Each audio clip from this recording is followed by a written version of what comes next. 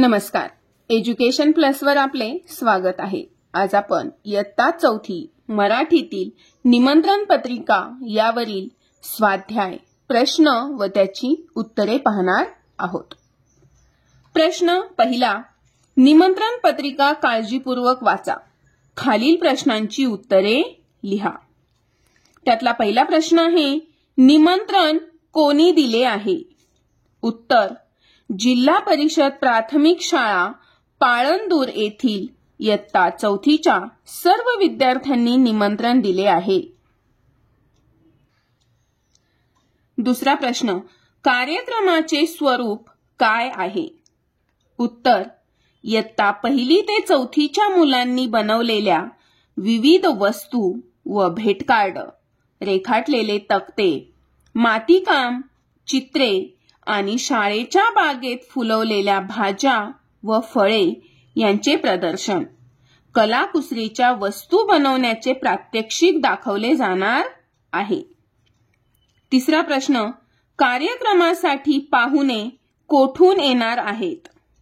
उत्तर, कार्यक्रमासाठी लाखणीहून पाहुणे येणार आहेत.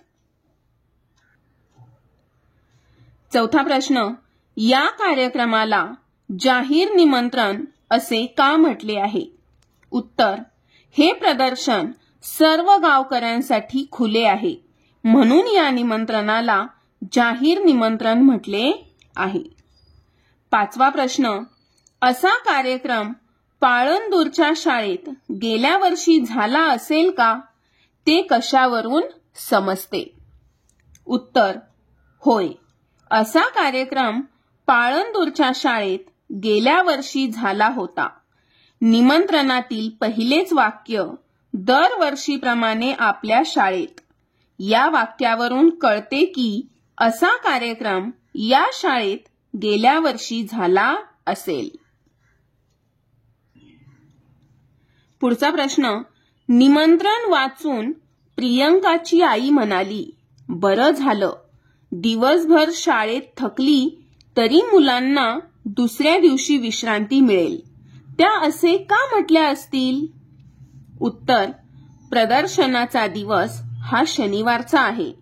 दुसऱ्या दिवशी रविवार हा सुट्टीचा दिवस असल्यामुळे मुले शाळेत थकली तरी त्यांना दुसऱ्या दिवशी विश्रांती मिळेल असे प्रियंकाची आई म्हणाली.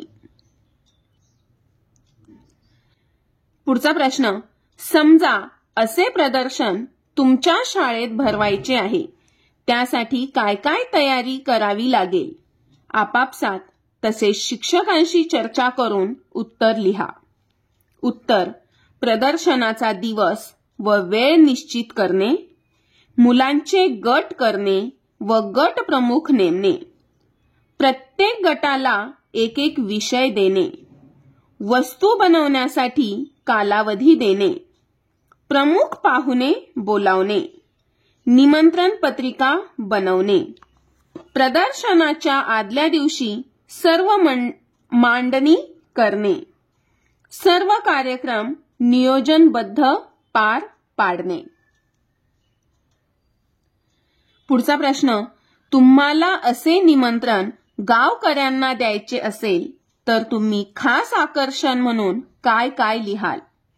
उत्तर, प्रदर्शनाविषयी खास माहितीचा मोठा फलक, टाकाऊपासून टिकाऊ वस्तूचे प्रदर्शन, काही मुलांचे चित्र प्रदर्शन, पालकांनी बनवलेल्या खाद्यपदार्थाचे दालन, सूचनांचे फलक, मुलांनी बनवलेल्या आकर्षक वस्तूंचे दालन. प्रश्न दुसरा, प्रदर्शनामधील खालील प्रसंगामध्ये मुले काय बोलत आहेत याची कल्पना करून उत्तरे लिहा. गरज वाटल्यास शिक्षकांशी चर्चा करा. त्यातला पहिला, प्रदर्शन पाहून आलेली रत्ना तिच्या आजीला प्रदर्शनाविषयी सांगते आहे. उत्तर, रत्ना, आजी, प्रदर्शन खूप छान होते. प्रदर्शनात विविध वस्तू, भेटकार्ड, रेखाटलेले तक्ते, चित्रे, मातीकाम, तसेच कलाकुसरीच्या वस्तू होत्या. मला त्या सर्व वस्तू खूप आवडल्या. पुढच्या वर्षी प्रदर्शनासाठी तू नक्की यायचं. दुसरं, प्रदर्शन सुरू झाल्यावर तासाभराने खूप गर्दी झाली. काही लोक मध्येच घुसू लागले. त्यांनी रांगेत येऊन प्रदर्शन पाहावे म्हणून राकेश सूचना देतोय. उत्तर, तर पहा राकेश काय सूचना देईल. राकेश, सर्वांनी रांगेत उभा राहून प्रदर्शन पाहावे. गर्दी करू नये. सर्वांना प्रदर्शनाचा लाभ मिळणार आहे. तिसरं, सविता प्रमुख पाहुण्यांना प्रदर्शनाचे उद्घाटन करण्यासाठी विनंती करत आहे. उत्तर, आजच्या कार्यक्रमाच्या प्रमुख पाहुण्यांना मी विनंती करते की प्रथम दीप प्रज्वलन करून व प्रदर्शन कक्षाची रिबन कापून त्यांनी कार्यक्रमाचे उद्घाटन करावे. पुढचा प्रश्न, कलाकुसरीच्या वस्तूंच्या प्रात्यक्षिकाच्या वेळी सुवर्णाताईंनी मुलांना 6-6चे गट करायची सूचना दिली. उत्तर, सुवर्णाताई, चला मुलांनो, सर्वांनी 6-6चे गट तयार करा म्हणजे आपल्याला प्रात्यक्षिक घेता येईल. या ठिकाणी निमंत्रण पत्रिका यावरील प्रश्न व त्याची उत्तरे आपण पाहिलेली आहेत. या व्यतिरिक्त तुमची वेगळी उत्तरे असतील तर ती तुम्ही मला कमेंटमध्ये सांगू शकता. व्हिडिओ आवडला तर लाईक करा, शेअर करा, चॅनलला सबस्क्राईब करा. बेल बटन दाबायला विसरू नका म्हणजे यानंतर जे नवनवीन व्हिडिओ येतील त्याचे तुम्हाला सर्वप्रथम नोटिफिकेशन मिळेल. धन्यवाद.